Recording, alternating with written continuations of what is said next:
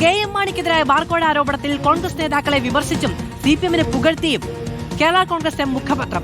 Quick verification നടത്തിയതിന് രമേശ് ചെന്നിത്തലയുടെ അവിവേകമാണ് എന്ന് പ്രതിച്ഛായ കുറ്റപ്പെടുത്തുന്നു. KM മാണിക്ക് ലഭിച്ച ജനപ്രതിനിധി കേരള കോൺഗ്രസിന്റെ ശക്തി കേന്ദ്രങ്ങളിലെ കോൺഗ്രസ് നേതാക്കളെ അസ്വസ്ഥരാക്കിയെന്നും ലേഖനത്തിലുണ്ട്.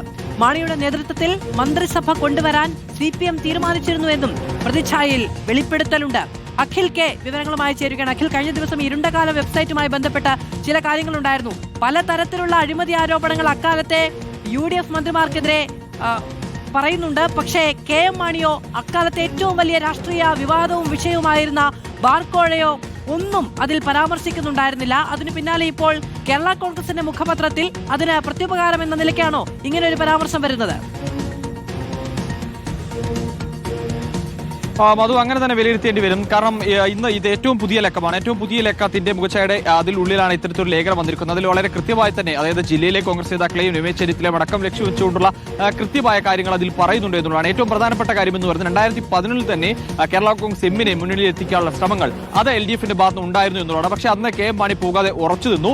അന്ന് അതുകൊണ്ട്, അതായത് ഈ KM മാണിയുടെ ഒരു പ്രതിച്ഛായയും അതുപോലത്തെ അദ്ദേഹത്തിന്റെ ഒരു ജനപ്രീതിയും കണ്ടുകൊണ്ടാണ് LDF ആ കാര്യം നിന്നത്. അത് തന്നെ വിനയായി എന്നുള്ളതാണ്. കാരണം അതിന് പിന്നാലെ കോൺഗ്രസ് നേതാക്കൾ, അല്ലെങ്കിൽ അതേ കേരള കോൺഗ്രസ് എമ്മിന്റെ ശക്തി കേന്ദ്രങ്ങളിൽ നിന്നുള്ള ചില കോൺഗ്രസ് നേതാക്കൾ അവർ ഒരു നീക്കം നടത്തി. അതിന്റെ ഭാഗമായിട്ട് പിന്നാലെ തന്നെ ഈ ബാർക്കോഴ പൊന്തി വന്നു എന്നുള്ളതാണ്. ഒപ്പം തന്നെ അതിൽ ഈ ബാബുവിന്റെ പേരും അതുപോലെ തന്നെ ഈ ശിവകുമാറിന്റെയൊക്കെ പേരുകൾ, മന്ത്രിമാരെ ഇത്തരം നേതാക്കളുടെയൊക്കെ പേരുകൾ വന്നിട്ട് പോലും അവരെയൊക്കെ മാറ്റി നിർത്തിക്കൊണ്ട് KM മാണിയെ മാത്രം ലക്ഷ്യം വെച്ചുകൊണ്ടുള്ള ഒരു ശ്രമം അതിനുള്ളിൽ നിന്നും കൃത്യമായി തന്നെ ഉണ്ടായിരുന്നു എന്നുള്ളതാണ്. അതായത് KM മാണിയെ മാത്രം ലക്ഷ്യം വെച്ചുകൊണ്ട് ഉമ്മൻചാണ്ടി ഇതിനെ അങ്ങനെയല്ല എന്ന് പറയാനൊക്കെ ശ്രമിച്ചു. പക്ഷേ അതൊന്നും വിലപ്പോയില്ല, അതൊന്നും ചെവി കൊണ്ടില്ല. അതിന് തൊട്ട് പിന്നാലെ തന്നെയാണ് രമേശ് ചെന്നിത്തല ഇത്തരത്തിൽ ഒരു പെട്ടെന്നുള്ള ഒരു അന്വേഷണത്തിൽ ഉത്തരവിടുകയും അതിൽ ഇല്ല എന്ന് കണ്ട ശേഷവും ഈ വേട്ടയാടി എന്നുള്ളതാണ്, അതായത് ആവർത്തിച്ച് വേട്ടയാടി എന്നുള്ള ഒരു കാര്യമാണ് പറയുന്നത്.